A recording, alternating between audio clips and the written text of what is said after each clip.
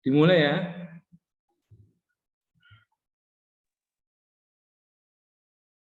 Mau menang kabeh. Iya, Sir. Santai wae. Mohon maaf, somehow we need to do this online ya. Karena ada ujian dosen diuji besok. Orang mau mahasiswa, dosen diuji. And then 20 and 29 there will be casting, fairy tale 16 casting. Oke. Melanjutkan yang kemarin, teman-teman sudah keren-keren semua ya. Sudah mengumpulkan semua, sudah keren-keren semua, jadi semangat, tambah semangat. Karena tulisan teman-teman kan jos-jos semua ternyata. Nah, itu insya Allah menjual. Nilai jualnya terlihat. Saran saya apa itu? Per kelas itu beli Grammarly atau apalah. Ini nggak endorse merek ya. Itu berguna untuk sampai akhir nulis skripsi ya. Jadi satu akun untuk semua kelas itu. Jadi ya kalau saya pribadi saya tidak menggunakan apapun. Tapi kalau teman-teman somehow you are in lack of confidence in your grammar, dan somehow beli itu biar tambah keren ya.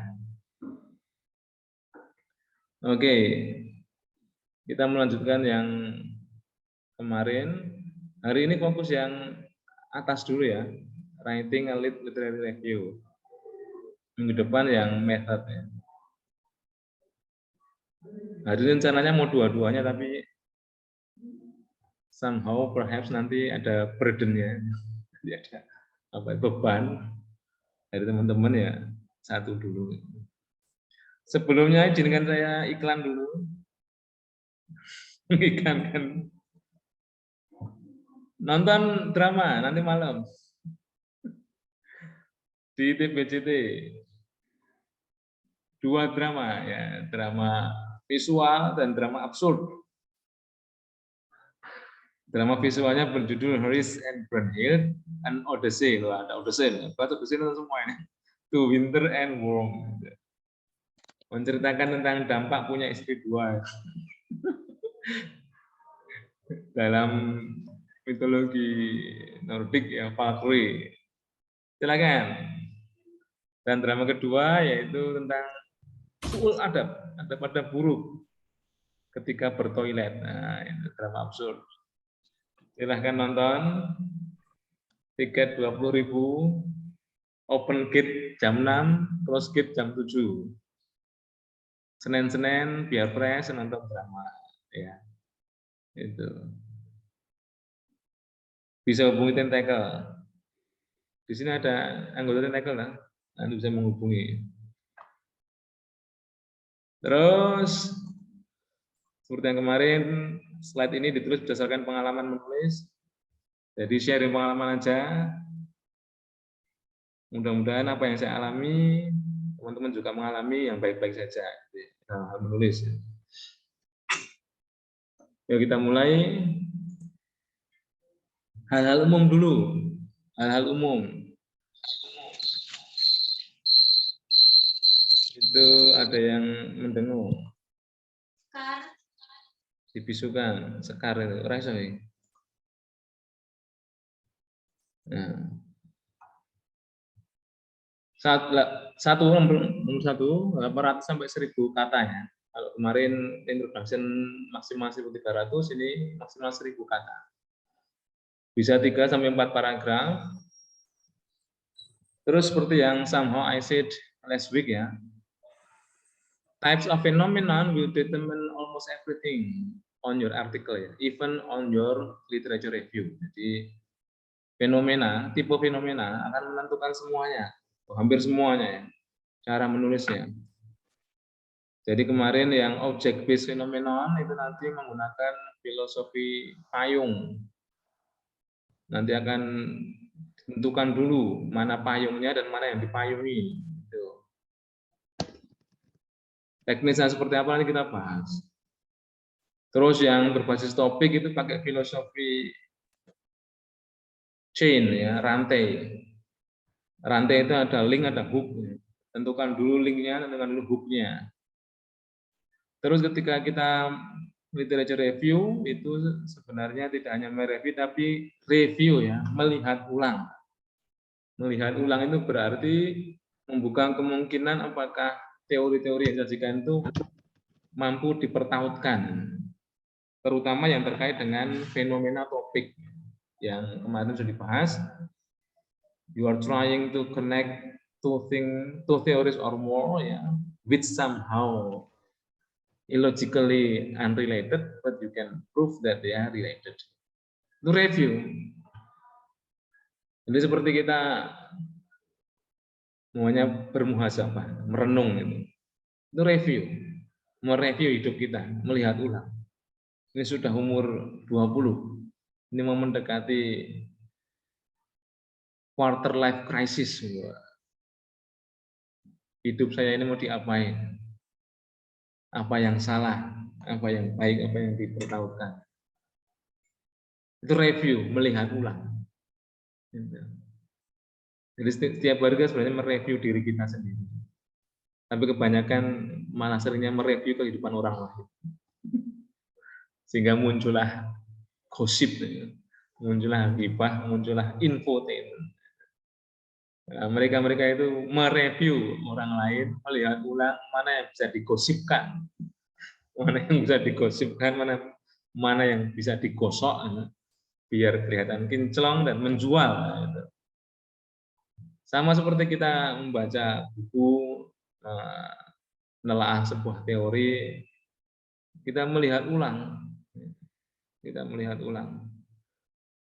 Kalau umpamanya kita studi tentang translation, di translation itu teorinya apa yang bisa dilihat ulang, apa yang bisa dihubungkan.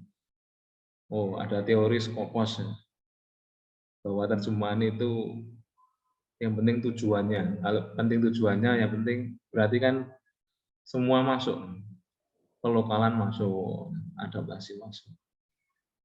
Ya, linguistik gitu. Apakah percakapan lewat laptop, lewat komputer seperti ini? Apakah main game? Apakah berinteraksi menggunakan WA? Itu pragmatiknya masih berfungsi ketika diterapkan teori pragmatik yang klasik seperti speech act ya. Austin Lawson. Kalau yang sastra, apakah apa yang terjadi di dunia cyber seperti kita Twitterature ya, sastra Twitter atau yang masuk kategori mikronaratif. Nah, 50 kata, 100 kata itu membutuhkan teori strukturalisme yang sendiri. Itu review, melihat ulang. Nah, melihat ulang itu dilihat fenomenanya untuk menemukan keterkaitan-keterkaitan. Itu intinya. Kalau review hanya mengutip saja, itu kumpulan kutipan, bukan review. Kalau kumpulan kutipan ya tidak pas, namanya kumpulan, kumpul-kumpul. Yang penting kumpul, mangan ramangan yang penting kumpul. Nah itu hanya ngutip, mengumpulkan kutipan-kutipan.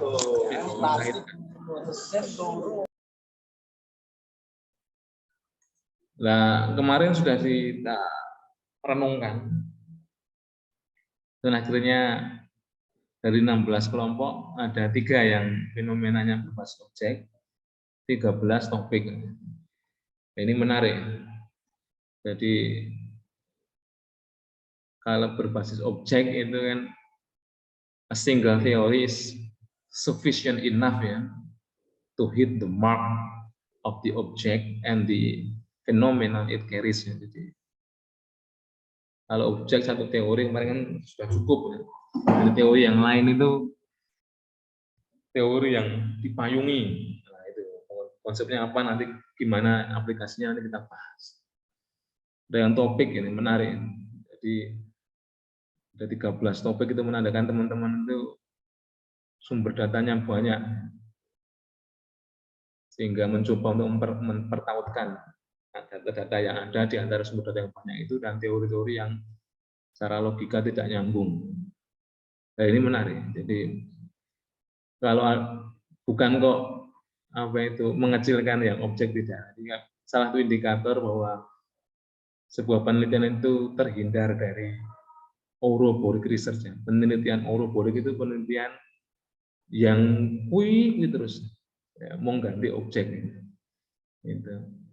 Tapi yang objek ini keren-keren semua. Kemarin saya jos-jos kan. Ada Billy Ellis, ada gambling slot, ada Moon Knight. Nah, itu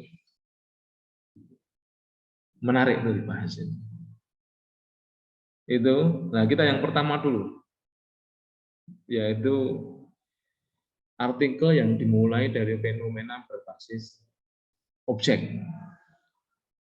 Gimana menulis literature review-nya? Menggunakan filosofi payung. Di situ ada 3 jenis payung ya. Yang pertama yang sering kita pakai, yang sebelah kiri itu menutupi, melindungi dari hujan, tapi orang tidak fleksibel ya, karena harus memegangi payungnya itu. Jadi kalau megang tangan kanan, tangan kirinya harus melakukan hal-hal yang lain ketika dibutuhkan. Itu sering kita pakai. Terus yang kedua ada umbrella head, dipakai di kepala untuk membebaskan gerak tangan kiri dan tangan kanan. Ya. Itu ada adegan mancing. Ini menarik, inovatif. Ya. Terus yang ketiga itu mayung ini dengan mayungi orang mati ya. Kuburan teman-teman ziarah atau ngantar jenazah. Di Jawa ada budayanya, ada payungnya. Itu menarik. Jadi payung itu ternyata melindungi yang hidup dan yang mati. Ternyata punya fungsi melindungi orang yang ada di bawahnya. Tapi orangnya bisa memegang payungnya, bisa diletakkan di organ tubuh manusianya yang lain seperti kepala, atau tidak usah megang, dipegangkan orang lain, berarti kan untuk yang mati. Nah itu filosofi payung. Nah bagaimana filosofi payung ini disusun dalam konteks menulis literature review yang artikelnya berfenomena objek, berfenomena objek. Karena fokusnya adalah objek, jadi objek itu harus ditunjukkan di kalimat pertama sebagai starting point, sebagai pembuka. Nanti kita lihat contoh. Dan itu di setiap paragraf dimulai dengan itu. Itu yang saya lakukan. Tujuannya adalah menunjukkan bahwa ini adalah fokusnya objek. Dan teorinya itu ada yang sudah baku untuk menembak objek tadi. Sehingga yang lain itu dipayungi. Kalau dipayungi berarti dia elemen-elemen itu homogen. Jadi yang pertama objek tadi sebagai kalimat pembuka semua paragraf ya. Yang kedua menulis elemen ya dari objek sebagai elaborative point. Ya, seperti payung kan nggak akan fungsi kalau nggak ada rangka, nggak ada gagang, nggak ada pegangannya. Dan cenderung kalau objek ini teori-teorinya homogen. Jadi sudah jelas terkait secara logika. Tapi ada yang memayungi. Ada yang memayungi. Contohnya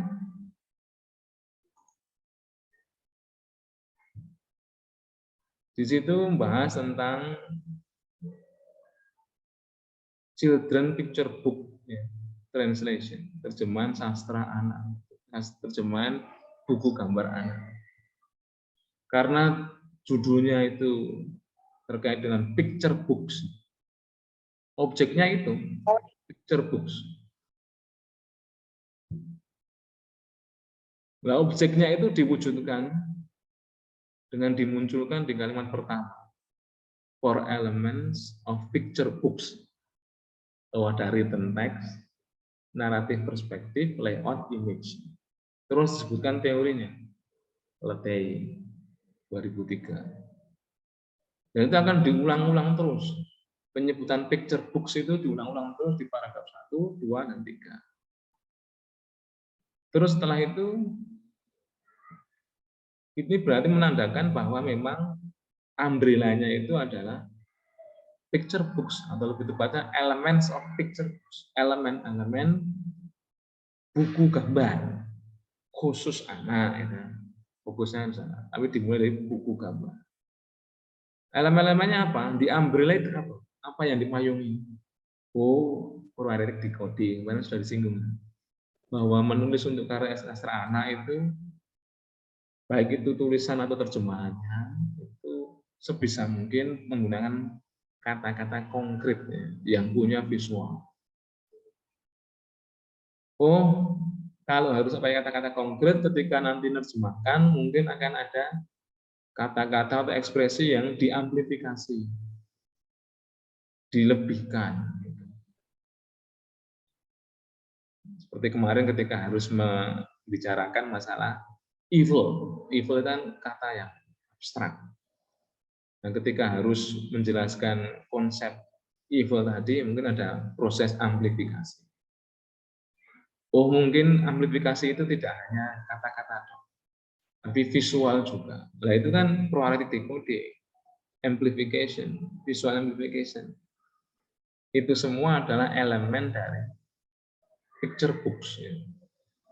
Jadi dalam satu paragraf sudah langsung ketahuan, oh ini object based phenomenon.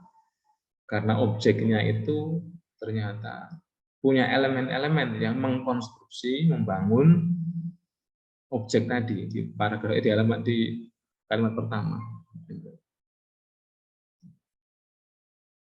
Begitu juga seterusnya di paragraf pertama. Itu tulisannya keliru, itu harusnya kan paragraf 1 ya. Itu masih Indonesia Inggris paragraf.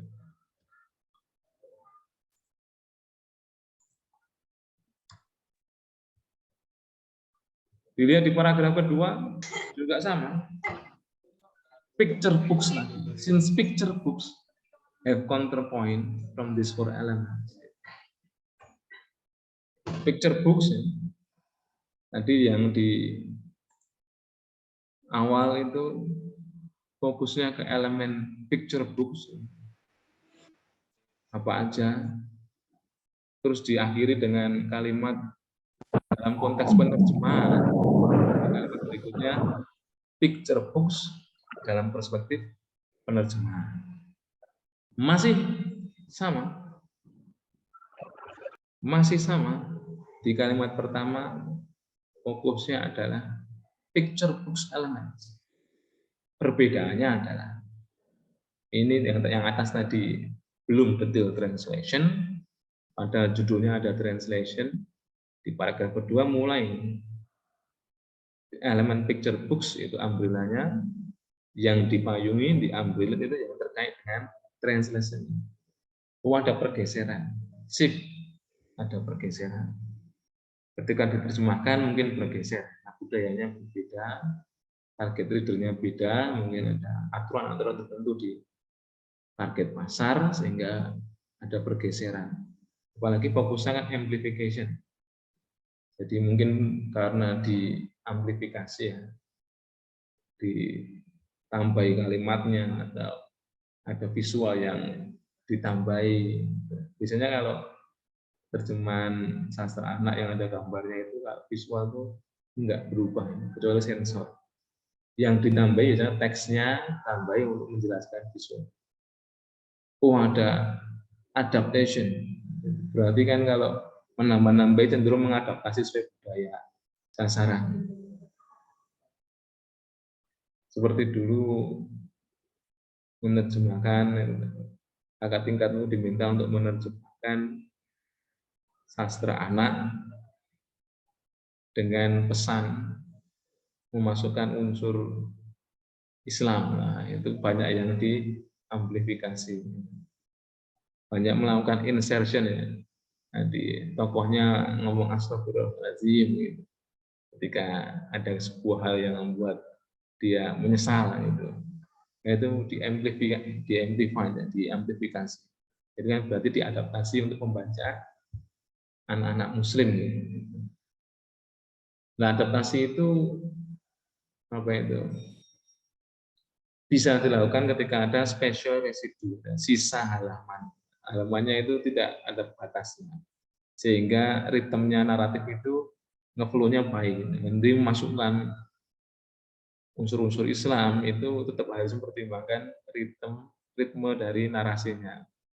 Seperti kemarin ada yang bahas sinetron itu. Iklan di sinetron itu harus ada ritme naratifnya.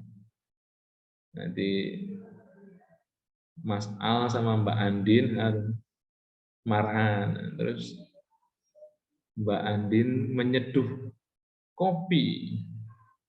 Monggo Mas Al diminum dulu biar tidak marah-marah. Nah, itu ritme naratifnya. Jadi masukkan narasi iklan ke dalam narasi sinetron, ritmenya masih terjaga. Di paragraf 3 juga seperti itu. Children picture dengan tambahan fokus identity.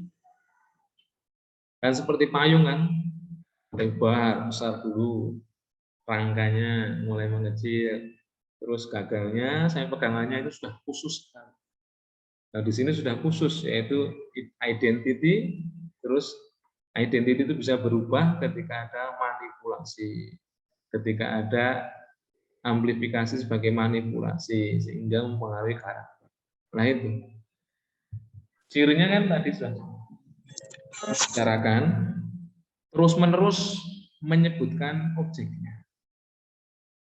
Dan objek dan elemen objeknya itu mulai dari yang besar dulu di paragraf 1, paragraf kedua mulai mengecil, paragraf 3 sudah sangat kecil. Ya, kuncinya di situ. Dimulai dari objeknya.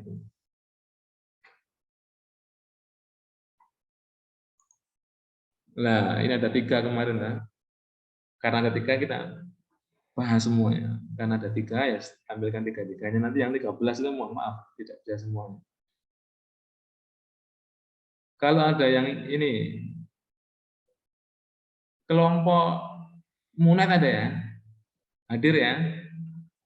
Hadir, Sir. Oke.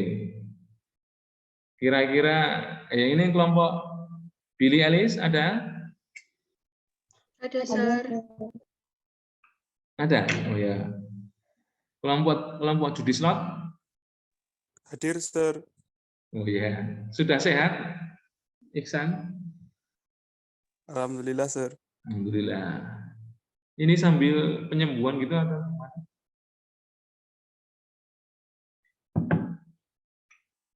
Ini di rumah atau di klinik?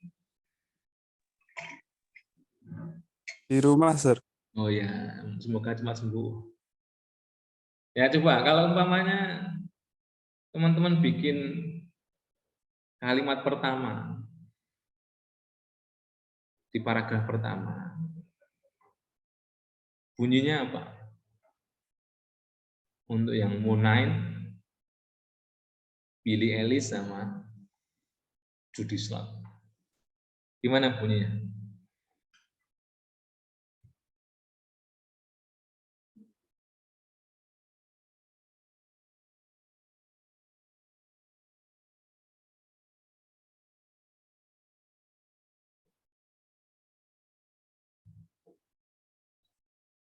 Gimana? Indonesia dulu nggak apa-apa.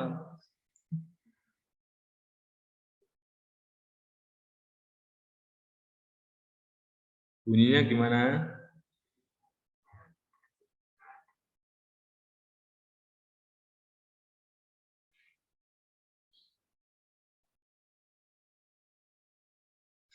Meneng kabeh.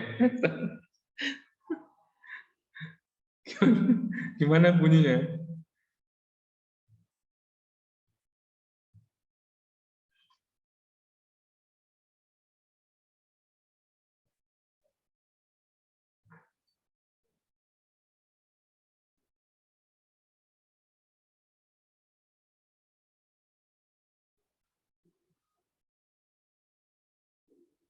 Ya, pusing semua. Oke. Enggak ada yang usul. Jadi pertama gini, penulisan objek di awal kalimat itu bisa berbasis objek umum. Nah, gitu. To the moon night itu kan objek khusus. Boleh aja. Ya, kita bahas dulu yang objek umum. Objek umumnya moon itu apa? TV series adaptation. Kalau memulai dari objek khusus yang moon itu susah. Kamu mulai dari objek umum, yaitu TV series adaptation. Kalau dimulai TV series adaptation, mungkin lebih enak. Fokusnya apa? Oh, TV series adaptations from a comic book might answer or might trigger shifts, ya, especially in symbols. Nah, gitu, masuk dikaitkan dengan judulnya kan simbol bulan. Nah, itu terus apa itu teorinya siapa yang terkait dengan perubahan terkait dengan simbol. Itu dimulai dari television series adaptation. Terus kalau umpamanya dimulai dari kalimat dengan objek khusus kayak Billie Eilish itu, berarti kalimat berikutnya itu harus terkait dengan apa yang dibahas di Billie Eilish. Dalam konteks Billie Eilish itu kan lagu-lagunya mungkin terkait dengan elemen-elemen psikologis manusia. Nah, berarti yang berikutnya itu ada nggak bisa dikaitkan dengan yang menyatakan bahwa lirik lagu itu bisa merupakan cerminan dari psikologi yang buat atau ingin menunjukkan pesan terkait dengan kesehatan mental tertentu. Nah, itu bisa, tetapi tetap karena objek ini ada payung utamanya ditentukan dulu. Kemarin kan yang simbol itu yang moon itu kan yang utama adalah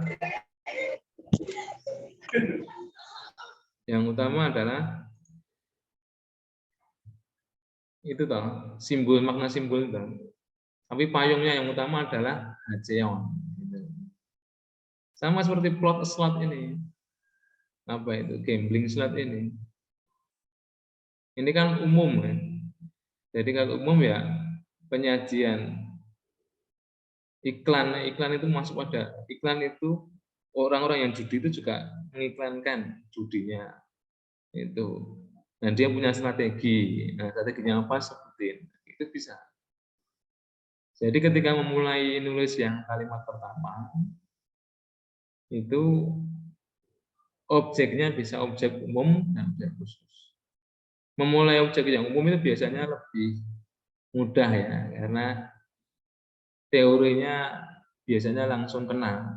Tapi ketika dimulai dari objek khusus, itu berarti harus menunjukkan emang kayak tadi Billie Eilish tadi emang sangat terkenal dan sudah dibahas secara akademis ya. Sehingga nanti yang kalimat kedua itu bisa nembak fenomena Billie Eilish tadi yang lagunya lagu terkait dengan mungkin psikologi manusia. Sambil diteruskan, saya mohon yang Moon Night, terus Billie Eilish sama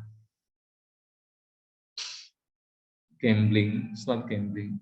Menuliskan kalimat pertama di kolom komentar ya. Kalau tidak malu ya nunjukkan, di-share ke publik. Kalau malu ya dikirim ke saya aja. Itu. Gitu ya. Nah, menanggapi ya. Terus sekarang yang literature review berbasis fenomena topik menggunakan filosofi rantai. Filosofi rantai itu kan ada hook-nya ya. Yang di atas itu hook. Sama link ya, link itu yang lingkaran-lingkaran. Hook sama link itu punya kedudukan sama, tapi fungsinya berbeda. Kalau dalam perspektif aktif pasif itu hook itu yang aktif, ya, aktif mengkaitkan, terus link itu yang pasif menerima ini. Yaitu falsafah rantai. Nah, ini digunakan falsafah ini karena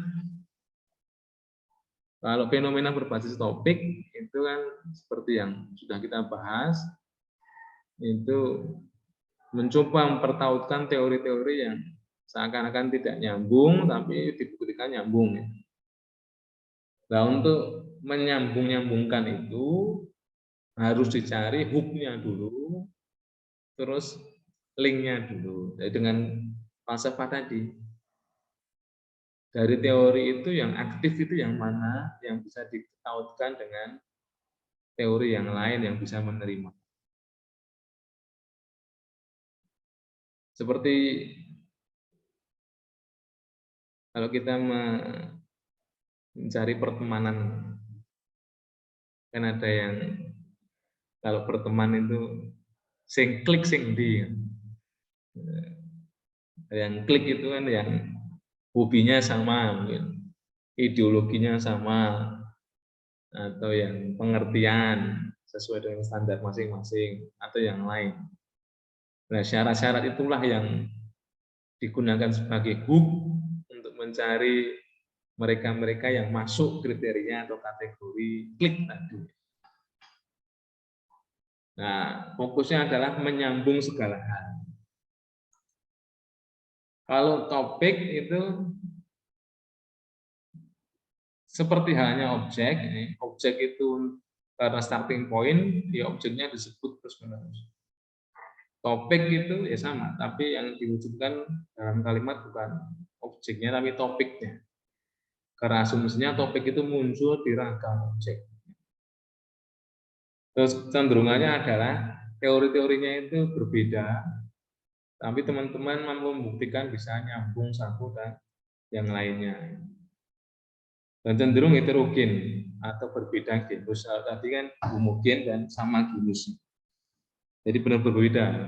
Kemarin sudah contohkan ada yang teori sastra coba dikaitkan dengan teori linguistik komputasi, nyambung. Akhirnya muncul adaptasi ludik. Kemarin juga ada yang apa itu? Castlevania. Nah, itu. Ada yang komunikasi lewat game, diwujudkan dan adaptasi. Di gamenya itu nggak terlihat sadis, tapi diklaim sadis. Terus lebih disadiskan ketika di film, lah itu kan menggunakan beragam teori. Itu. Jadi kuncinya adalah teman-teman kalau yang berangkat dari fenomena topik itu teman-teman harus menunjukkan mampu mempertautkan teori-teori yang cenderung mungkin dianggap berbeda atau tidak logis, tidak membangun sebuah kaitan atau link yang logis. Contohnya, hook-nya itu ergodic text.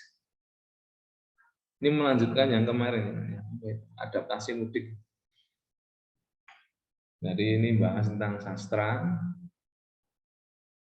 Adaptasi ludik kemarin sudah disinggung ya. Jadi adaptasi dari karya sastra, konsumsi dewasa atau teenagers dibuat, diramu, akhirnya jadi karya sastra yang bisa dikonsumsi oleh anak-anak atau usia di bawah rating awal. Nah, temanya seperti itu menunjukkan bahwa oh ini sastra konsumsi dewasa, ini sastra konsumsi anak, itu berarti menekankan pada aksesibilitas, bisa diakses oleh dewasa, anak. Yang pertama, yang aslinya hanya diakses oleh dewasa, terus setelah dirubah bisa diakses oleh anak. Itu kan berarti fokusnya pada aksesibilitas. Oh, itu teori apa? Ada nggak teori sastra yang hanya menekankan loh, cenderung menekankan pada aksesibilitas? Oh, ada, namanya sastra ergodik, ergodik text. Sastra ergodik itu menekankan yang penting itu aksesibilitas ya. Konten itu nomor sekian. Nah, seperti teman-teman beli batagor, pakai piring, pakai batu plastik, atau pakai apa itu styrofoam, menggunakan akses tempat yang berbeda, istilahnya include. Cara makannya beda, cara menikmati berbeda. Kontennya sama aja, tapi kontennya cenderung akan berubah ketika somehow tempatnya berbeda. Oh, apa? Ketika di styrofoam kan, menurut penelitian, styrofoam itu mengandung molekul-molekul berbahaya. Nah, dimasuki batagor. Batagor jadi terkontaminasi oleh molekul-molekul itu, jadi kontennya juga ikut berubah. Nah, itu kan tempatnya itu merubah batagornya, tapi kelihatan masih batagor. Tapi mungkin di dalamnya itu sudah mengandung unsur-unsur yang mengganggu kesehatan. Plastik, oh iya, plastik juga mengandung molekul-molekul mungkin tidak seganas yang di styrofoam, tapi dia juga mengganggu kesehatan. Jadi kan masih batagor, tapi batagornya di dalamnya ada molekul-molekul. Oh, ditaruh piring. Oh, mungkin ini yang paling sehat. Nah, itu kan berarti akses. Dari sini contoh tempat tadi itu kan mempengaruhi cara menikmati dan kontennya. Itu namanya sastra ergodik. Game itu sastra ergodik.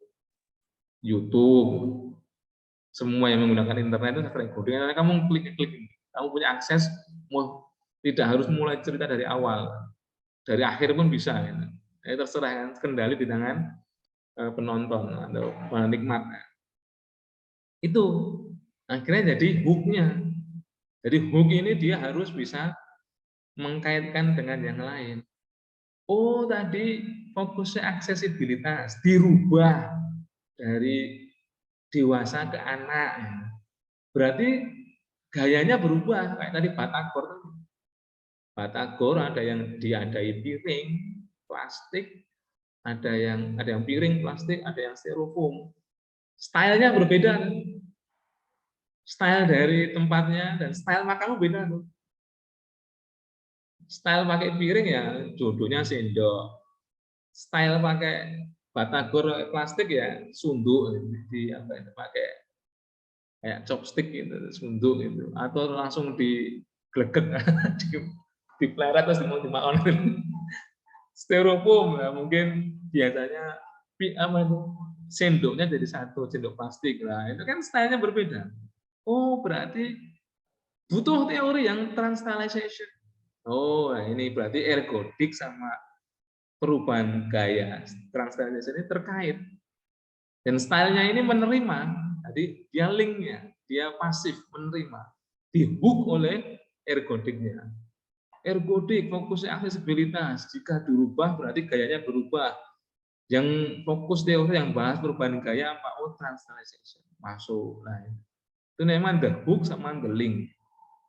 Nah, nanti ada beberapa kelompok yang harus share ini terkait dengan the hook dan the link. Itu di paragraf pertama. Di paragraf kedua, tadi bahas ergodik, hooknya, terus apa itu? Linknya adalah transstylization. Diteruskan, gayanya yang berubah apa? Oh, karena untuk sastra anak, untuk konsumsi anak, gayanya adalah simplifikasi. Nah ini dimulai lagi. Topiknya itu adalah terusan dari translation tadi, lebih khusus. Nah, ini jadi hook, simplifikasi teks. Linknya translation lagi. Translation lagi. Jadi yang tadi di atas ergodic literature digabungkan dengan translation, ini juga sama. Textual simplification dengan translation, khususnya trimming atau pruning. Skripsinya ada yang berapa bahas translation, kayak Hilwa itu. Yang harusnya tahu ini, trimming, pruning. Jadi memotong atau membuat lebih ringkes. Nah, ini kan hooknya textual simplification. Oh, disimplifikasi teksnya seperti apa? Dipotong seperti apa? Oh, ada tekniknya. Trimming, pruning, dikaitkan lagi. Jadi kalau kita lihat di paragraf 1 dan 2 tadi, itu seakan-akan berdiri sendiri tapi nyambung. Yang tadi ergodic dikaitkan dengan translation, akses ya, fokus ke akses. Yang ini juga simplifikasi teks dikaitkan dengan translation. Apa itu? Juga terkait dengan akses. Kelihatannya awalnya berbeda.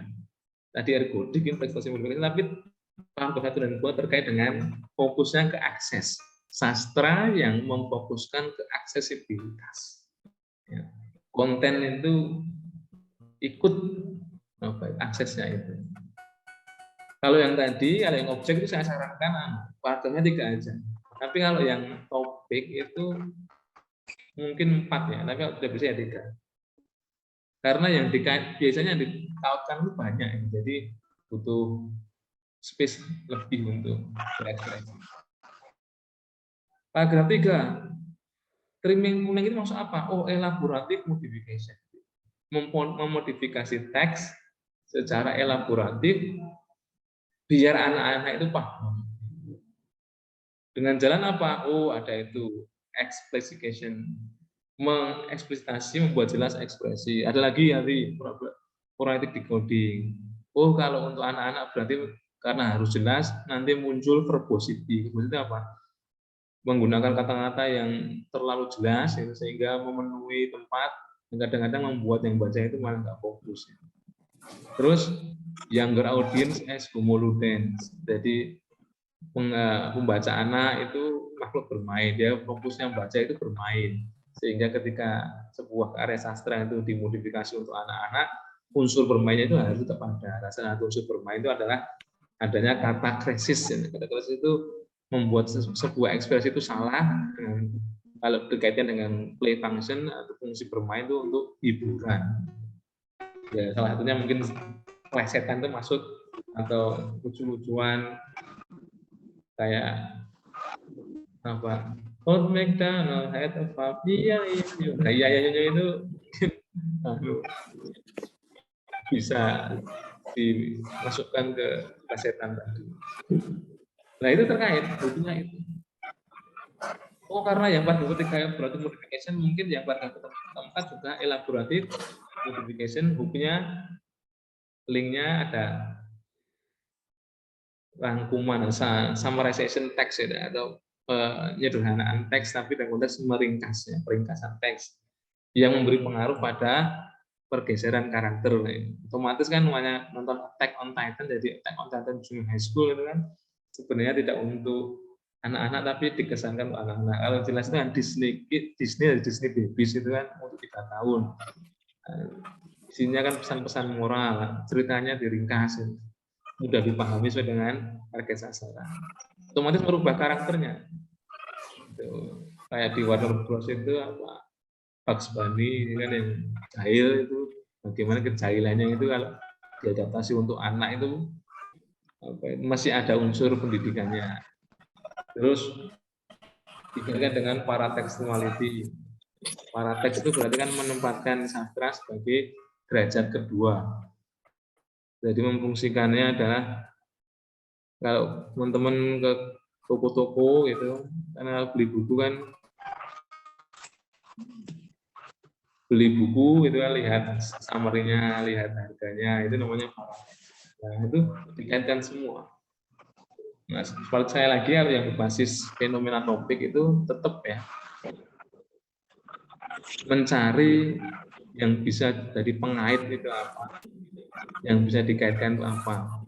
Oleh karena itu teori-teori yang kemarin diajukan itu dicek bagian-bagian mana bisa dikaitkan, karena menggabungkan teori itu bukan berarti teorinya itu semua digabungkan, tapi bagian-bagiannya, bagian-bagian teori itu mana yang bisa jadi hook, mana yang bisa jadi link. Jadi jangan dipahami bahwa teori berbeda ini intinya apa semuanya harus dikaitkan, tidak, bagian-bagian yang bisa dikaitkan, ya mencari itu, dari bagian-bagian yang bisa dikaitkan. Nah ini coba yang kelompok Castlevania, terus ada sinetron, neologism, sama paraphrasing. Lah coba kira-kira yang dijadikan hook apa, yang dijadikan link apa? Betul. Saya yang dari Castlevania, Sir. Di Majairang kita. Ya. Videonya di Europe ini. Betul. Oh. Oh, kita backlight terus. Nah, ya, Mas. Jadi kan kemarin kan dari adaptation, kan ini kan adaptation, terus mau masuk ke amplification. Jadi yang di hooknya itu adaptationnya dulu, karena adaptationnya teorinya itu tentang cari konteks. Jadi masuknya nyambunginnya itu gimana caranya si konteksnya ini diamplifikasikan di adaptasinya ini. Ya, benar. Adaptasinya itu hook, amplifikasinya link. Dan Ya. terus kalimat pertamanya kira-kira apa? Mungkin ini. Gimana ya? Kalau langsung gini saya kayak bisa terus. Oh ya, idemu apa? Pokoknya intinya kayak Nanti kan gitu. sudah Idenya ketahuan bukunya adaptasi.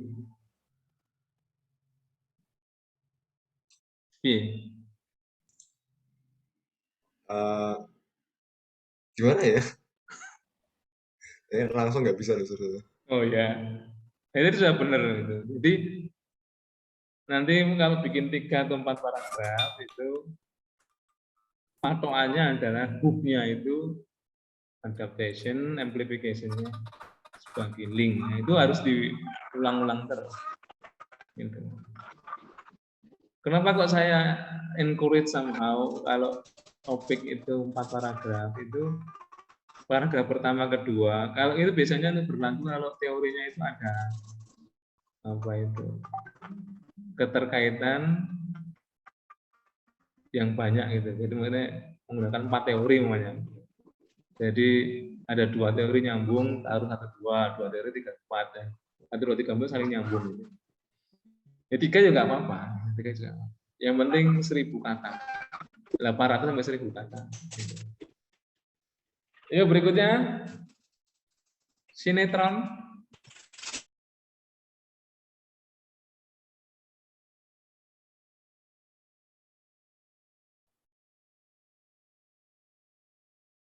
Ada yang sinetron ini? Ada yang kelompok sinetron enggak?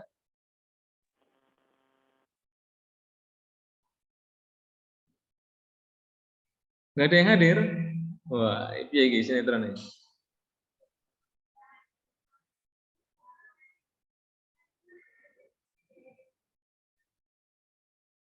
Kelompok sinetron.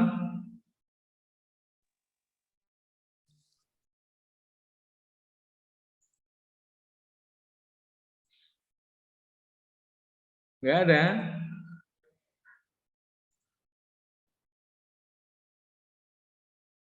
Ini sambil nunggu yang Moon Knight, Billy Ellis sama Judy Slot nulis di chat. Kelompok sinetron kayak nih. Wah, pelanggaran nih kelompok sinetron.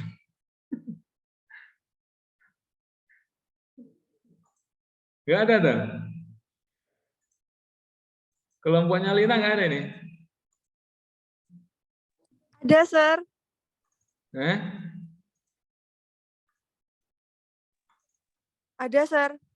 Di raketan wajahnya.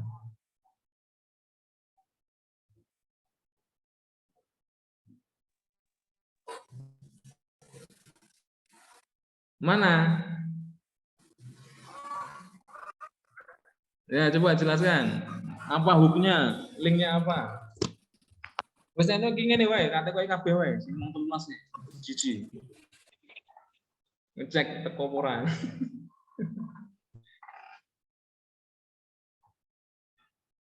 Piye, Lin? Hooknya apa?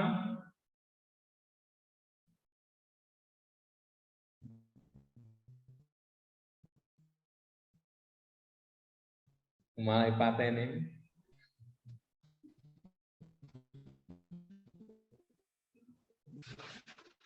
Kan teorinya intrusive narration sama sinetron punyanya Bu Ida itu kan. Nah itu piye? Hooknya yang mana? Hook itu berarti dia bukan kemana-mana bisa. Berarti hooknya apa? Sebuah bentuk sesuatu disebut hook itu berarti dia bisa dikaitkan kemana-mana. Gitu. Kalau teori sinetron kan berarti teori objek. Dia nggak bisa dijadikan hook, itu sudah jelas. Hooknya itu intrusive narration. Nah, teori sinetron itu linknya. Gitu. Mudeng rum? Sudah, Sir. Iya, jadi konsep hook itu harus aktif. Aktif itu diaplikasikan kemana-mana bisa. Narasi intrusif itu itu nggak bahas sinetron, tapi bisa diaplikasikan untuk sinetron. Ya, terus neologisme, enak ora neologisme? Ini semua tak tanya, yang 13 itu tanya satu. Neologisme. Ya, Sir. Ndi, wajahnya ndi? Piye? Ya. Mana yang hook, mana yang link?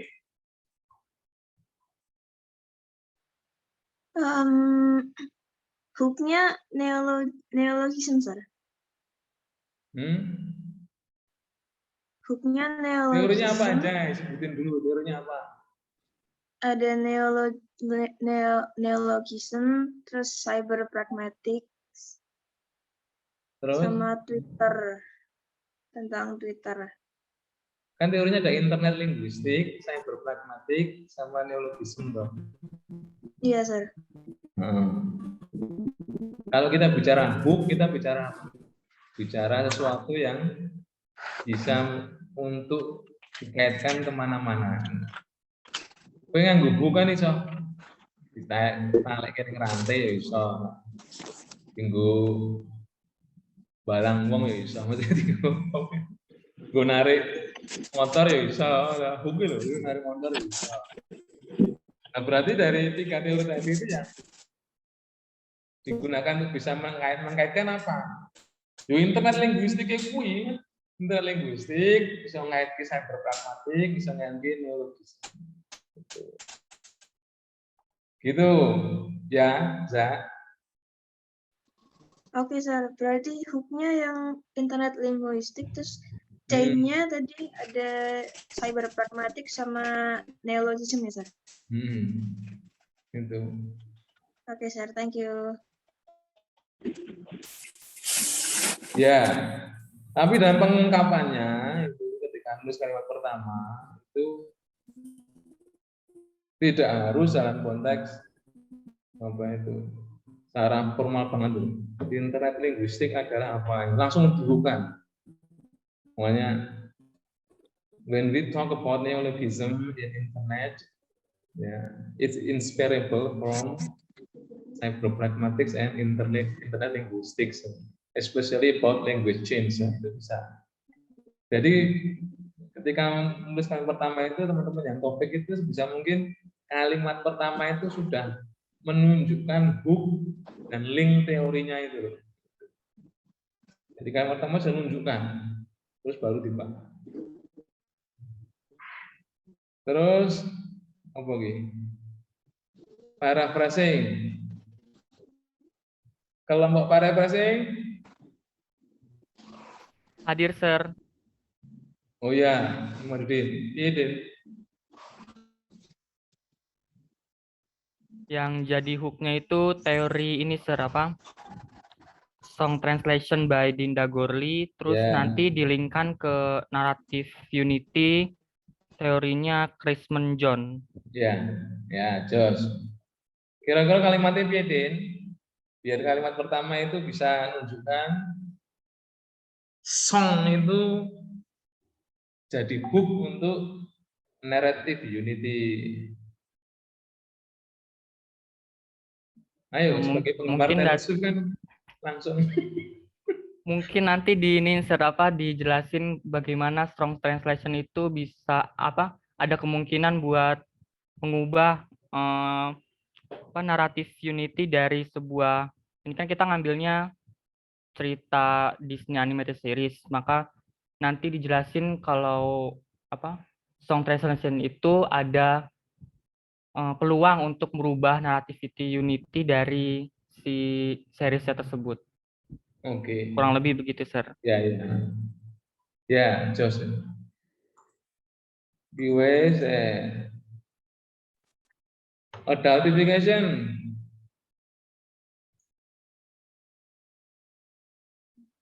Enak pura adultification. Ada, Sir. Ya, wah, nah, ini baca ini.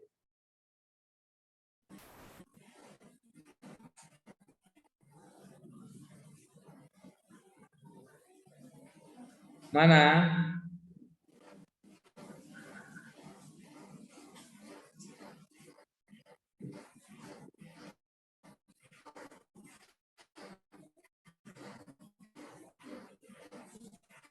Iya, Pak.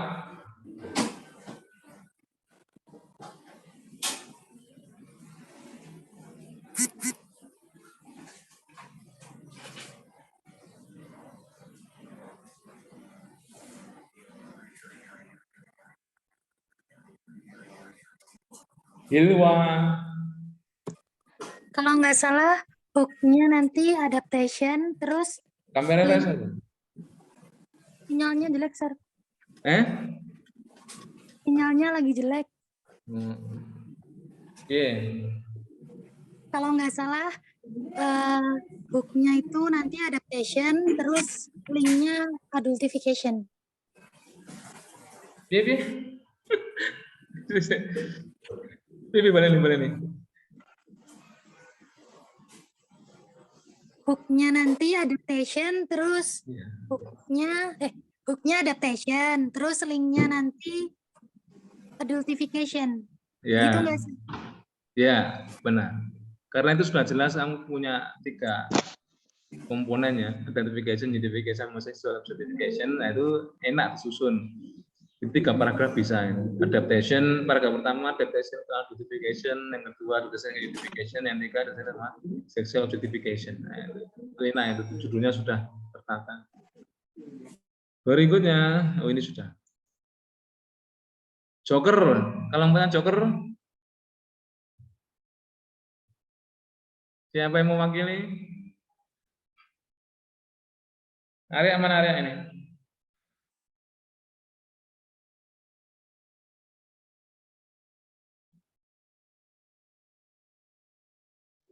Kelompok Joker.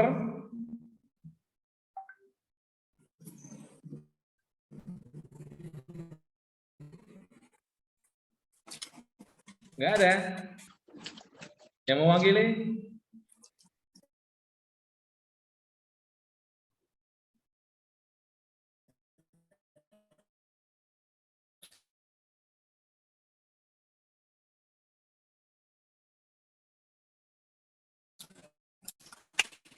Joker. Gitu. Enggak ada tadi. Syahrifatus ada nggak ini? Inggita, wena Inggita no Inggita.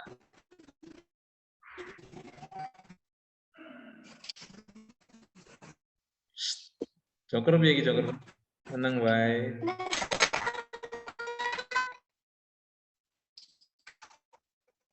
Gimana?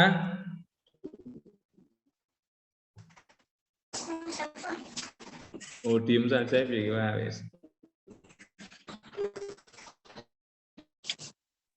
Ada enggak?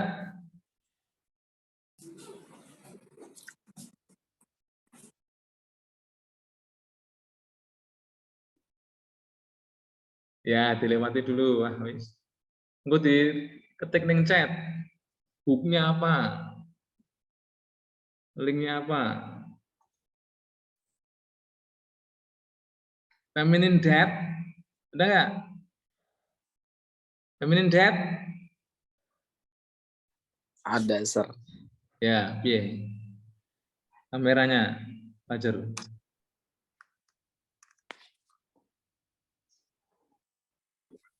Bentar, Sir.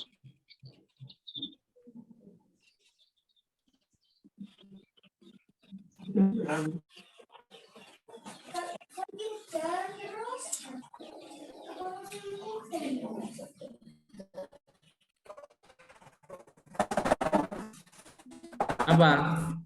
Hook-nya apa? Link-nya apa? Hook-nya feminine death, Sir. Terus yang dilingkan dengan apa?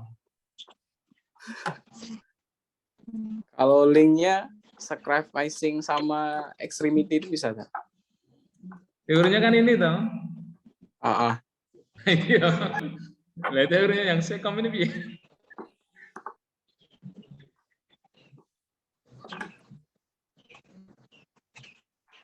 Feminine death, fokus ke sacrificing and extremity. Oh, seorang perempuan itu berkorban dalam karya saya kamu analisis itu berdasarkan ekstremitas laki-laki.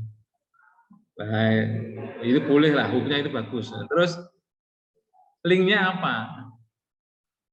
Jadi konsep hook itu diterapkan di mana-mana dengan teori yang lain itu dikait-kaitkan itu cenderung bisa. Ya dikaitkan dengan itu loh. Itu feminine finitude itu. Ya. Dicek nih lu. Fajar.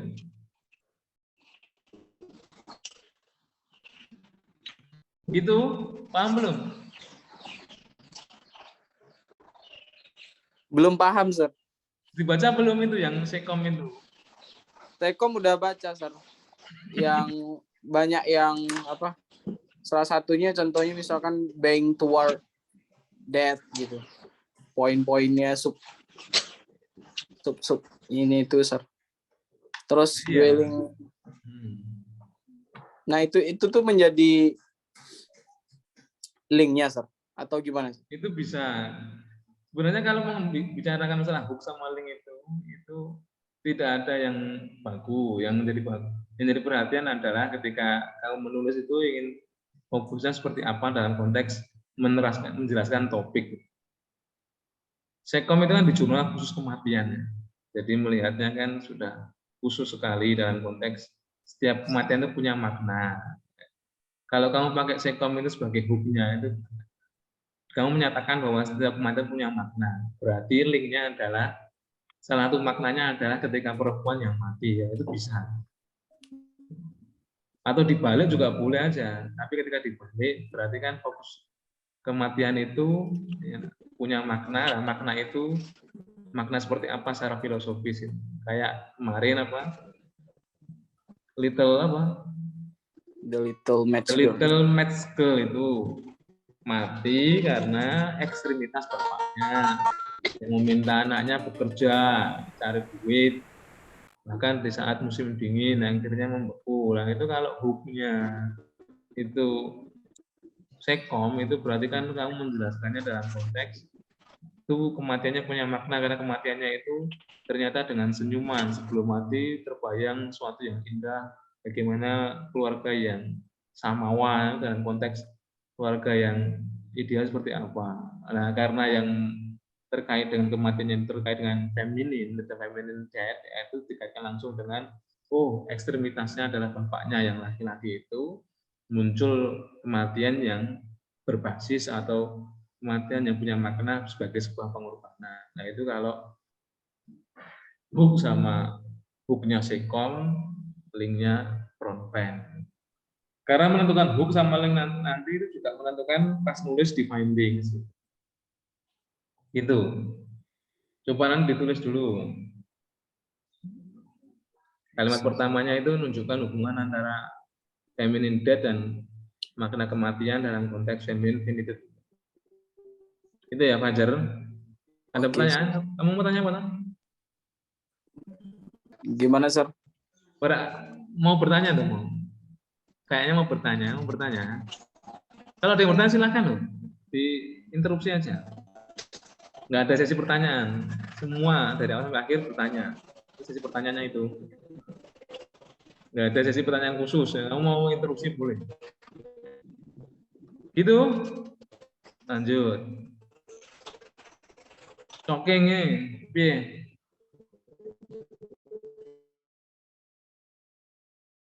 Rohan ada Rohan.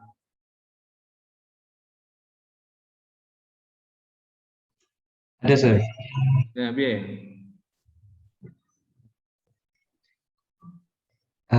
Untuk ininya hooknya sendiri di cyber pragmatis sama choking and clutching-nya. Ayo piye? Oke, opo terus link-nya opo? Untuk linknya sendiri ke arah speech act-nya. Gitu. Piye jelas no? Orang pede jawabnya. Ngantuk opo? Kurang tidur. Kurang tidur. Game wae. Karo Rosi ya. Dari istri virtual. Ya, Sir. Kurang paham ini, Sir, yang hooknya. Kalau menurut saya itu bisa dikaitkan dengan apapun, dari teori apapun. Nah, berarti yang dari cyber pragmatic juga bisa. Ya, itu choking karena itu link bagian yang bisa dikaitkan, berarti ada sama clutching. Tuh ya. Paham belum? Oke, Sir. Oke. Parenting style. Yes, sir. Apa lagi?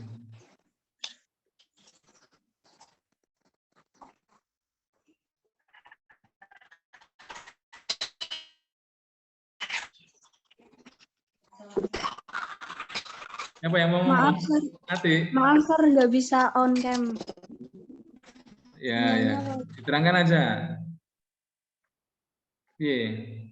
Hook-nya itu parenting style, terus link-nya archetype. Kenapa bisa seperti itu?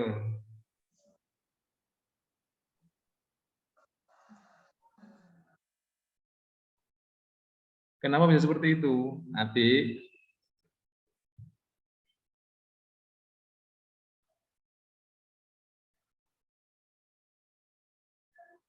Diam saja.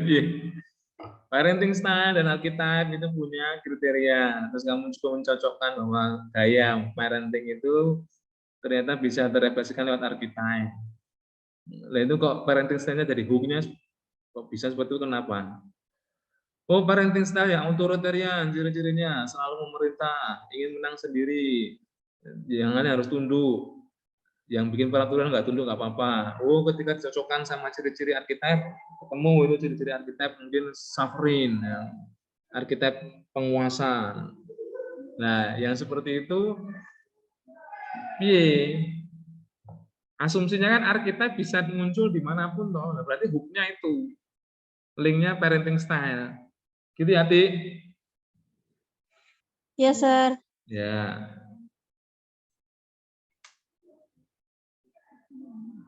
Disney Princess. Ada nggak ini? Guinevere. Ada, Sir. Ndang, piye? Hook-nya itu Ndi, majamu ndi? Ora enek wajah.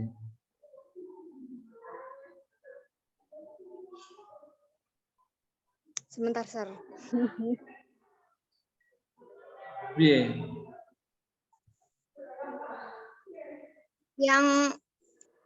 Yang hooknya itu yang luck-nya, Sir. Terus yang link-nya Piye, itu piye? yang Ini yang apa? hook-nya, yang luck. Olah, terus Link-nya itu Disney-nya. ya.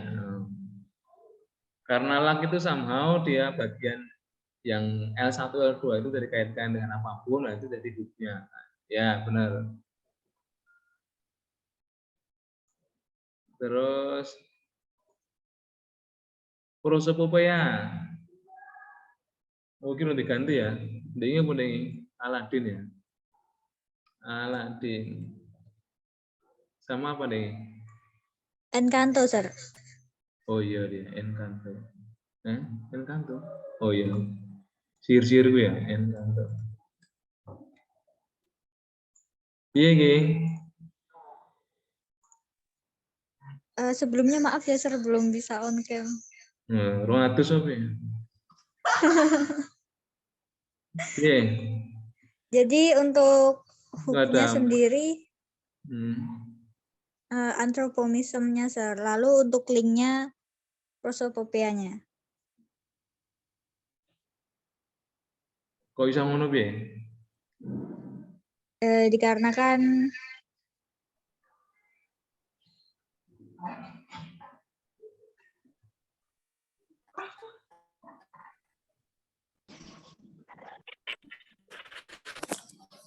apa ya, Sir?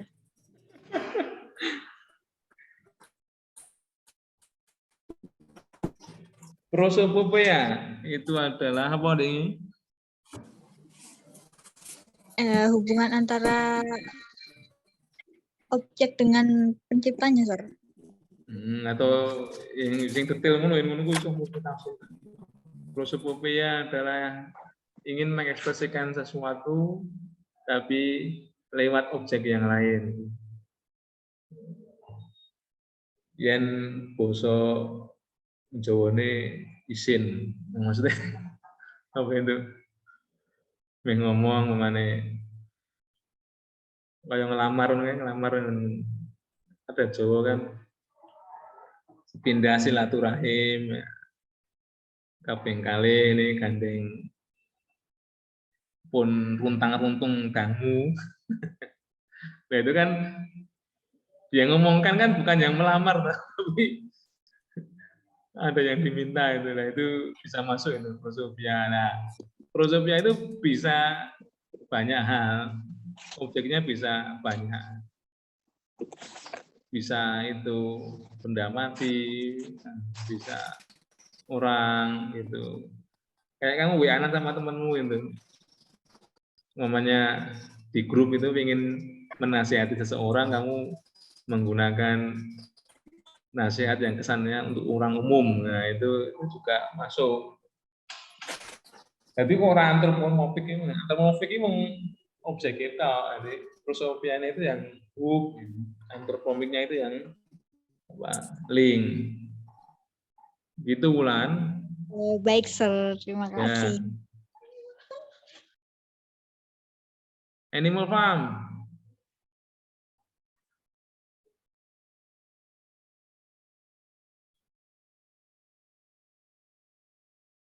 Animal Farm.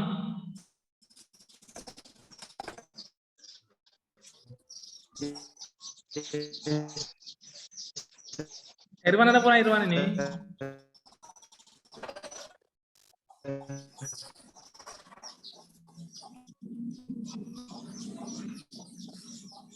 Nggak kedengeran Wan, nggak kedengeran.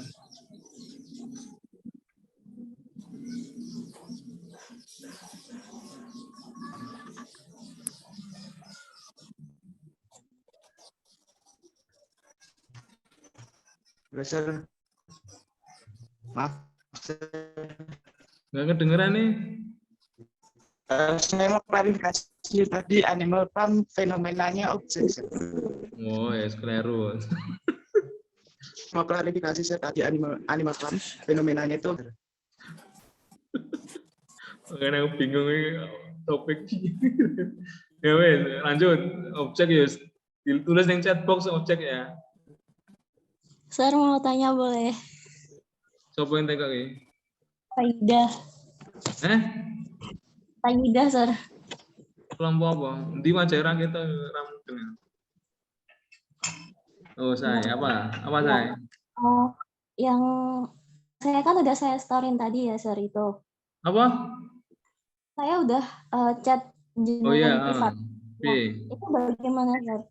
Kalau misal kayak gitu,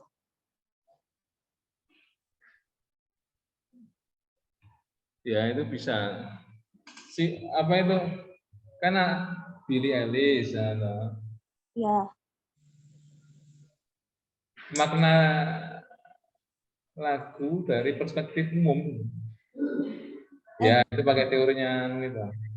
Iya. Analisa lagu itu bisa. Itu kayak Tapi yang paragraf 1 itu nanti jangan terlalu luas ya. Jadi ketika ngomong dari perspektif salah satunya psikologi gitu. Jadi jangan bisa dari ini terus dibahas enggak, tapi bisa dari ini salah satunya psikologi gitu. Nah, psikologi itu analisisnya seperti apa.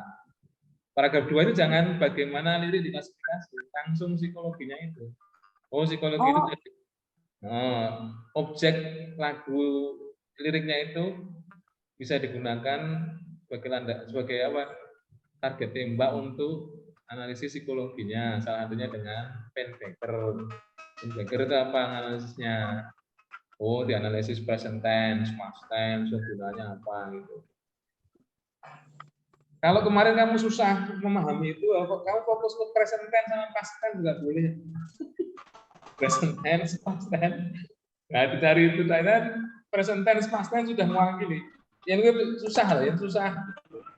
Wabah itu dianalisis kan ada 20 berapa bagian itu kan. Iya. Nah, present tense, past tense sudah mewakili dalam konteks wong linguistik. Nah, dibahas dulu sama temanmu itu mau fokus ke present tense, present tense, past tense, apa kabeh. Ya, yang kuat kabeh ra kuat ya present tense. Ini dicoba dulu, Sir, Iya. panjang waktunya buat analisisnya kalau memang nanti bingung banget. Ya. Terus paragraf 3 objek tadi itu apa? Ketika dianalisis pakai linguistik itu apa yang bisa diungkapkan? Oh, kemarin apa extroversion, apa individual differences-nya apa? Gitu Saidah. Oh, hang. Ini sing hang menan kamu Saidah. Ayo. Terus lanjut tadi mau Ibris.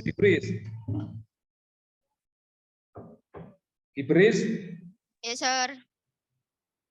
Iya, di wajah ra ketok.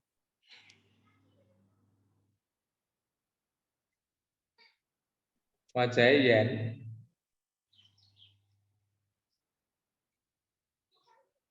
Iya. Kalau hooknya itu Giberis dari Thomason, terus linknya itu Gizo Language dari Caika, itu bisa nggak, Sir? Iya. Hooknya dari Giberis dari Thomason ini, yang terus yang linknya itu Gizo Language dari Caika ini. Ya. Terus itu teori yang kedua itu belum paham itu gunainnya gimana gitu, Sir. Nah, itu bisa dimasukkan. Itu sesuatu yang fluid itu, yang mengalir dengan pas itu kan menjadi inti dari ketika kita berbahasa. Nah, ketika ada disrupsi kayak Giberis kuwi, itu kan memberikan pengaruh terhadap kelancaran. Jadi kan yang susah itu kan punya mencari scene diskusi ya, conversation antara mereka yang menggunakan bahasa biasa dengan apa itu dengan Giberis gitu. Nah, gitu. Nah, hooknya itu kan yang tadi bener Caika atau Thomason itu sebenarnya dua-duanya pakai boleh hook, terus nanti apa itu linknya bisa itu sama fictional language itu juga bisa. Gitu. Atau sebenarnya kalau yang benar-benar teratur itu, ini kan belum tak tulis yang fictional language ya. Jadi fictional language-nya itu hook juga bisa. Terus bawahnya apa itu? Yang gibberish itu. Kalau karena ini semuanya berdirinya tidak equal, beda-beda semua. Jadi ketika fokusnya kan judulnya gibberish as fictional languages. Nah. Itu kan berarti fictional language itu kan bisa masuk kemanapun itu. Jadi fictional language itu bisa dalam bentuk apapun, salah satunya lewat gibberish. Dan seperti itu, yang fictional language itu jadi hook-nya itu mungkin nulisnya lebih bagus, lebih teratur. Nah, di dalamnya ada gibberish, terus dalam gibberish itu ada apa itu yang tadi fluiditas dalam berbahasa, di kelancaran dalam berbahasa tadi. Yang sehingga fictional language itu boleh nenggon Google Scholar ini loh, ludik linguistik, senang linguistik, fictional language itu anggota teori kuwi. Ngono ya, piye? Ya, Sir. Jadi nanti nambah teori fictional language itu ya, Sir? Ini kelewatan. Kurang kuwi deh. Oh ya, Sir. Ya. Oke, terus mau wes ya. Oh wes. Ada pertanyaan? Matur nuwun. Ada pertanyaan? Saya, Sir, izin bertanya. Ya, piye. Kan di paragraf pertama kan saya adaptasi, habis itu dihubungkan sama adultification kan, Sir. Nah, di adaptasinya itu nanti dijelasin teorinya dikit-dikit, terus dihubungkan sama objeknya gitu, Sir. Dalam menyusun sebuah paragraf itu, kalau di literature review itu sebenarnya paling pas itu murni bahas teori. Ya, tapi juga masukkan objek ya ora apa-apa, tapi kebanyakan jurnal yang saya alami seperti itu. Jadi yang gue nulis adaptation essay ya langsung adaptation, rasa kayak contoh, langsung menunjukkan logika. Oh, adaptation itu pada dasarnya merubah. Si ngomong sopo Aceon bisa merubah, Aceon bisa ngomong gitu. Ada yang merubah dalam konteks indigenization, banyak itu. Racialization atau yang lain itu. Nah, salah satunya adalah dampak dari adaptation itu merubah apa itu kontennya disesuaikan dengan target penikmatnya, target pengguna. Nah, dalam konteks ini Cinderella itu folklore yang berbasis cenderung untuk anak-anak jadi untuk dewasa, sehingga muncul adultification. Nah, apa itu adultification, jelaskan. Nah, gitu terus. Jadi yang baru kaji adaptation atau adultification dihubungi. Rasa anggo contoh ora apa-apa. Anggo logika. Paragraf 2 sama adultification, paragraf 3 sama apa itu? Sexual adultification. Akhirnya kan fokusnya adaptation pada hubungannya gitu. Gitu, Hil. Baik, Sir. Thank you. Ya, yang lain.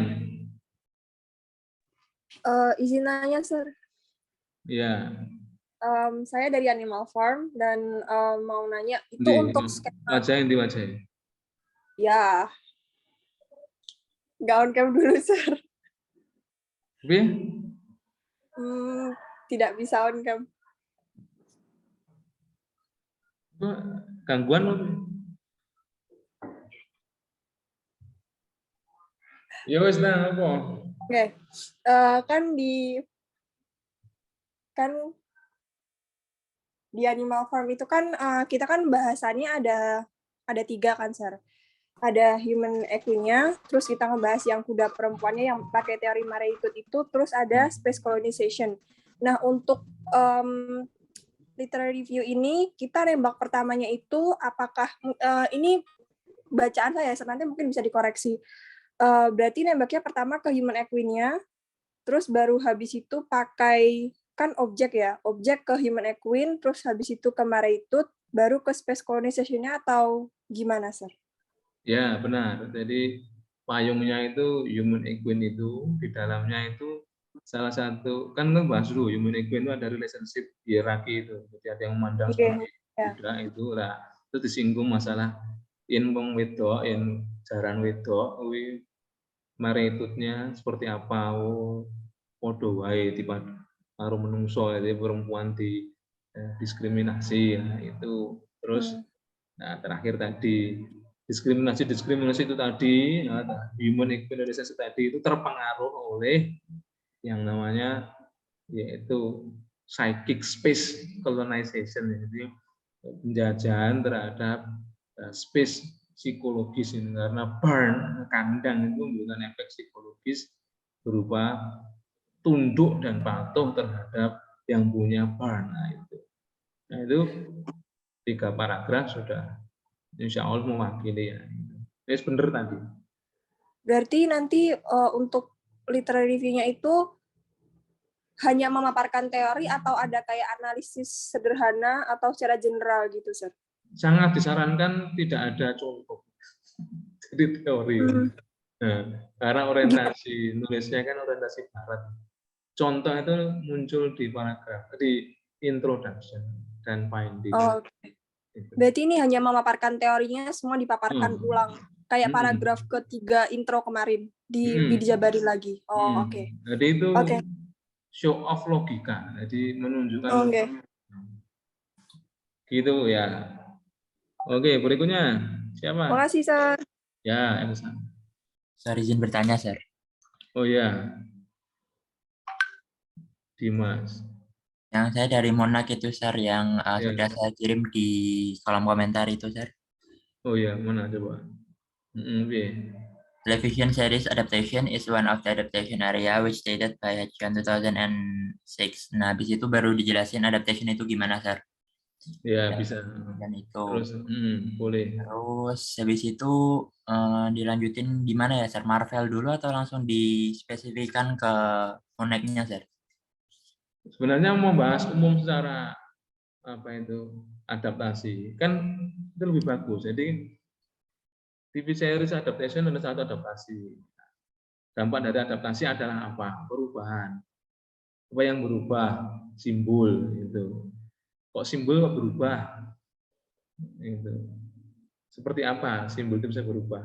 Itu. Perubahan dan konteks tataran simbol itu kayaknya di HCN juga ada. Itu. Terus sebutin itu salah satu jenis simbol adalah simbol terkait dengan moon gitu. Nah, kalau ini terpaksa ngasih contoh ya contoh satu gitu. Tapi disarankan sebenarnya tidak ada contohnya karena sebenarnya literature review itu menguji itu teman-teman untuk melogikakan semua teori yang dipakai itu. Kalau bisa melogikakan semua teori yang dipakai tanpa contoh itu jos. Karena teorinya contohnya sudah terwakili di introduction. Jadi kalau mengulang-ulang hal yang sama tidak pas. Jadi urutannya adalah television series adaptation berubah. Hal perubahan adalah simbol. Nah, simbol berubahnya seperti apa? Itu. Nah, itu kayak contoh satu nggak apa-apa kalau terpaksa. Oh di Muna itu simbolnya berubah. Bulan itu apa? Makna bulan itu apa? Gini. Gitu. Itu bisa. Habis itu baru dikaitkan ke teorinya yang apa? Moon itu ya, Sir? Baik, Sir. Ya, Dimas. Terus yang lain? Saya tadi keputus, Sir. Maaf. Iya, gimana, Saida? Mau yang tadi itu jelas, Sir. Yang awal itu kan udah kayak gitu kan. Nanti kan yang paragraf awal itu kan merepresentasikan lagu-lagu. Itu pakai teori apa aja, terus nanti dikaitkan ke sisi psikologinya. Terus yang paragraf 2, itu kan dari sisi psikologinya, kita analisis pakai yang Penbaker itu. Terus yang ketiganya itu apa, Sir? Tadi nggak kedengeran. Ya, jadi kan yang nomor 2, paragraf 2 sudah. Kan urutannya gini, paragraf 1, lagu itu salah satunya adalah memberikan pesan psikologi. Terus psikologi itu bisa ditembak nomor paragraf 2 ya, dengan apa aja. Nah, salah satunya dengan apa itu psikologi dalam perspektif linguistik. Ben Becker itu menembaknya seperti apa. Dan ketika dibahas, setelah menembak itu apa tuh kira-kira yang dihasilkan? Oh, itu bisa melihat apa individual differences dalam konteks neuroticism, extraversion dan lainnya itu dibahas di paragraf 3. Gitu. Oh, sudah, Sir. Terima kasih, Sir. Ya. Iya, Saidah. Putus-putus. Yang lain?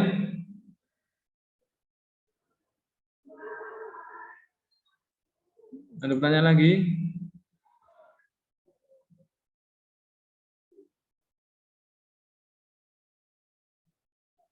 Sir, izin bertanya lagi, Sir. Oh ya, silakan. Berarti yang disebutkan di Moonlight-nya itu termasuk di paragraf yang mana ya, Sir? Kalau terpaksa harus kasih contoh, itu nanti di paragraf kedua dikasih contoh itu. Baik, Sir. Ya. Terus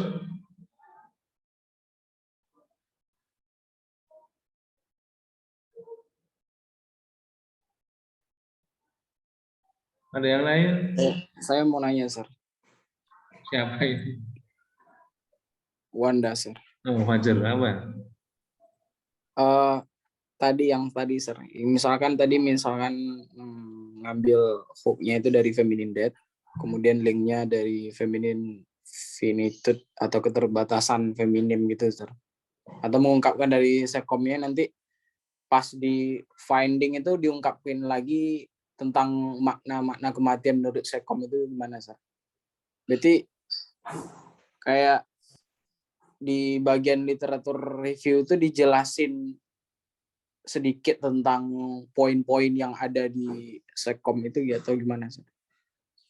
Iya, maksudnya makna kematian kan banyak, salah satunya feminin.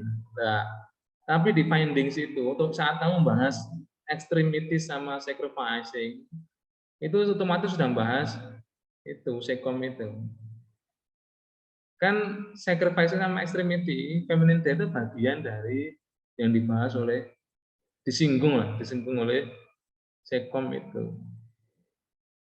Jadi ketika apa itu menyajikan tentang feminine death itu, ya fokusnya yang di finding itu ya feminine death-nya itu, karena itu bagian dari makna, kayak tadi dikasih contoh loop interpretation tadi, bukunya ergodik. Ketika tapi kan fokusnya utamanya kan apa itu kan bukunya.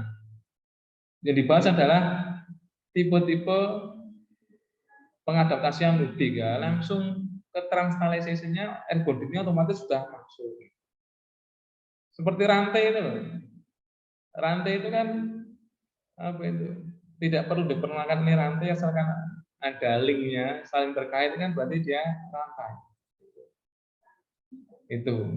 Jadi otomatis di findings itu ketika nanti Fajar sama teman-teman fokusnya ke ekstremitasnya apa, sacrifice-nya apa, itu otomatis sudah bahas secara langsung, secara tidak langsung sudah bahas apa sekom itu, karena itu bagian dari makna kematian seperti itu.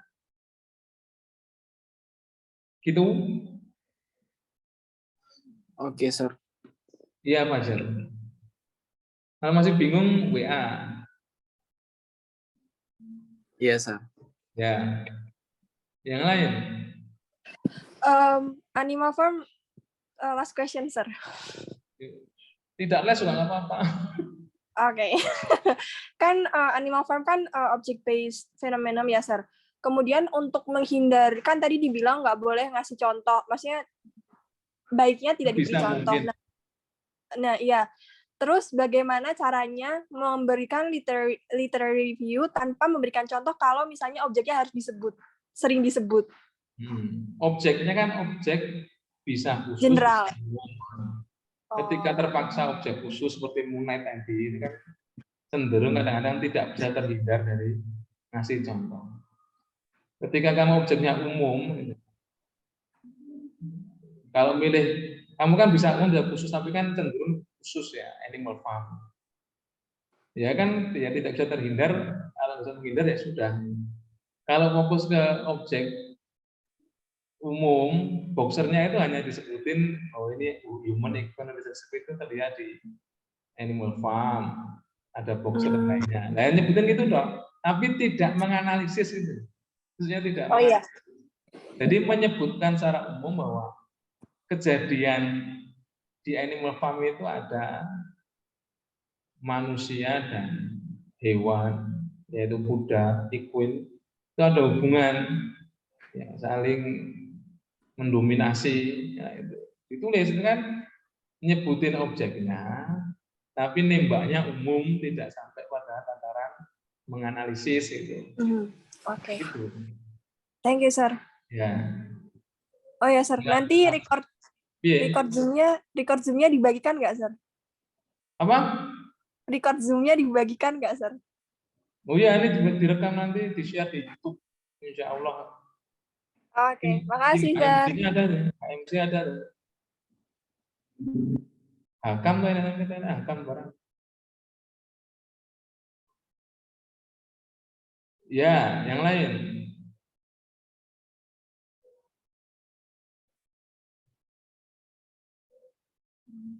Sir, Dela mau nanya. Siapa? Dela yang timnya Arya, Joker. Ya.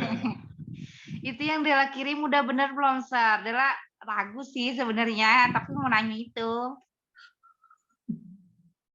Iya, oh ini dah. Iya. Buknya apa? Itu bener gak, Sir? Teorinya apa kemarin, Del? Teorinya kemarin Itu Arya nggak ada. Kamu sendirian, nggak ada Arya. Arya magang kayaknya, Sir. Oh. Dia mencari nafkah.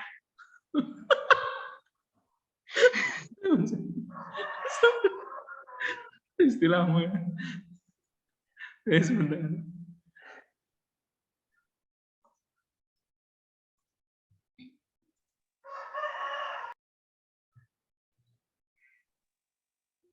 Gimana, Sir? Nah itu yang Ulanov sama Hajian belum masuk.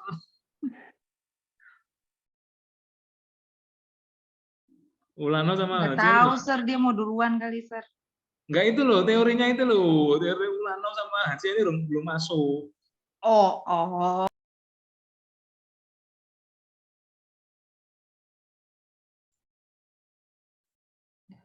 Iya. Itu menurut Sir bener gak, Sir? Judulnya Clown Archetype of Joker Portrait by Nicholson. Kalau seperti itu kan adaptasinya implied ya. Asumsinya judulnya itu sudah menunjukkan. Nah kalau ini kurang jelas, kurang eksplisit ya, diekspresikan bahwa itu Nicholson, Ledger, Leto, Phoenix itu Joker versi adaptasi dari Joker yang DC. Iya, Sir. Terus ada teori bala clown sebagai perjalanan hidup. Ada Ulanov clown sebagai seksualitas. Nah kira-kira yang bisa mengkaitkan itu apa? Nah itu Dela juga bingung. Gimana? Yang fungsinya aktif itu loh bisa dikaitkan di yang teori yang paling aktif sih yang di Bala ya, Sir. Yang pas Dela ngisi introduction-nya juga di Bala yang lebih banyak gitu loh, Sir. Kalau tidak adaptasi itu benar. Maksudnya kan itu kan kalau namanya kamu tidak fokus ke adaptasi itu benar. Yang Bala itu yang bisa ngehook untuk dilingkan ke Ulanov. Tapi kan kamu bahasnya kan ini adaptasi dari Joker. Kan endingnya kan asumsinya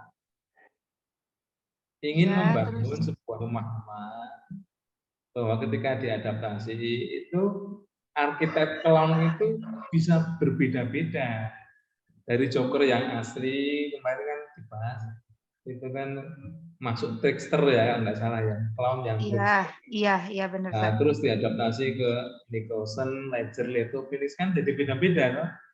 Jadi ada yang jester, ada yang full, ada yang tetap trickster, tapi kan dengan berbagai macam, maksudnya analisisnya kan tidak langsung ngomongkan ini jadi full gitu, tapi kan cenderung jadi full karena ada aspek yang lain. Nah, yang seperti itu kan berarti yang bisa menghook archetype itu kan ya adaptation dulu, hooknya adaptation, linknya itu archetype, archetypal journey sama seksual. Karena apa? Karena ya jokernya itu ada first degree-nya, ada sumbernya, source text-nya itu ada. Gitu, Del. Oh iya, Sir. Makasih, Sir. Ya, nanti bilang Arya. Iya. Ya. Ini ada laporan. Makasih, Sir. Ya. Naskahnya sudah belum? Ya, yang lain. Mohon maaf, Sir, izin bertanya. Oh ya, siapa? Dari Nurisan dari Plot a Slot Gambling. Oh ya, silakan, Iksan. Dari kan literatur reviewnya yang kalimat pertama itu kan berarti objeknya saya kan umum, Sir. Nanti itu perlu dijelaskan macam slotnya dulu, terus dikaitkan dengan strategis of advertisement-nya nggak, Sir? Sebenarnya tidak perlu menjelaskan jenis judi slot. Fokusnya ya iklannya aja. Bagaimana Prof. Al-Berbani itu menyajikan tentang iklan-iklan itu. Jadi ketika kamu awali dari kalimat pertama itu bukan judi slotnya, tapi iklan judi slot. Objeknya itu iklan judi slot. Kalau bermulanya dari judi slot, ya nanti bahasnya mah judi slot, malah kemana-mana. Tapi iklan judi slot. Ya, yang paragraf pertama, kalimat pertama ya langsung iklan judi slot. Itu karakteristiknya seperti apa? Oh, ada dua. Apa itu? Teks ya, message sama imagery ya. Paragraf 1 message-nya dulu. Terus paragraf 2 imagery. Terus paragraf ketiga message sama imagery ini mengandung pesan apa ketika disampaikan itu dalam konteks judi slot tadi. Kalau terpaksa ngasih contoh, kayak kemarin kan kamu ngasih contoh apa itu? Timnas Arab Saudi versus Argentina. Terus jejere nah iklan judi slot. Ya kan seakan-akan ingin apa ya? Judi itu boleh gitu. Nah, itu karena ada pesan tertentu. Nah, kamu memaknai itu yang paragraf 3. Kalau bisa tidak pakai contoh, tapi menggunakan logika. Gitu. Gitu, B. Kalau yang untuk terkait language advertisement-nya itu juga nanti dibahas bersamaan dengan visual di image sama teksnya itu. Otomatis ketika analisis iklan kan ada tahapannya gitu.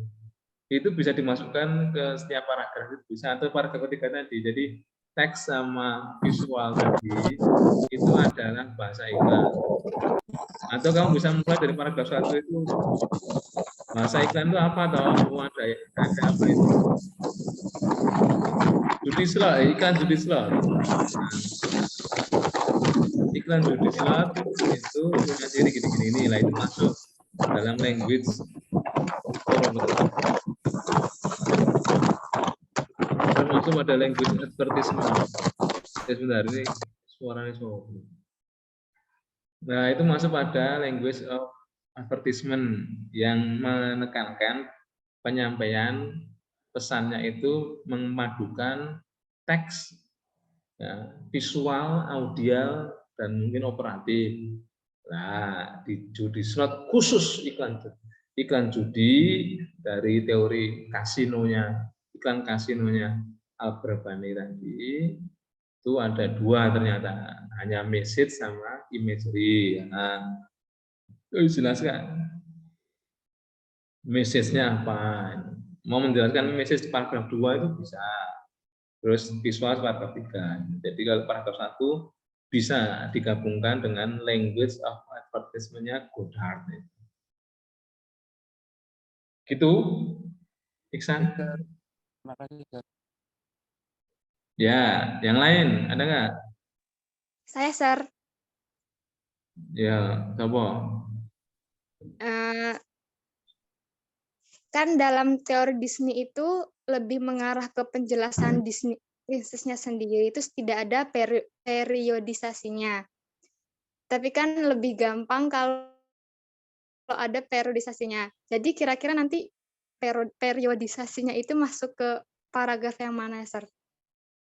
Ya, sebenarnya apa itu periodisasi itu jadi kunci untuk apa nanti findings itu untuk bagian discussion. Jadi sebenarnya tidak perlu disebutkan periodisasi.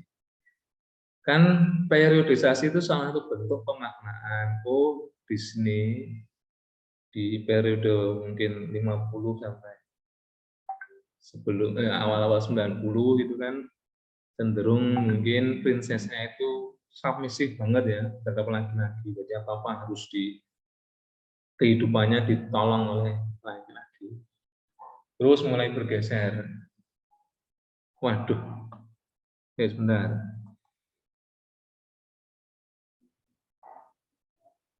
Teman-teman masih nyambung ini? Sama masih kedengeran nggak?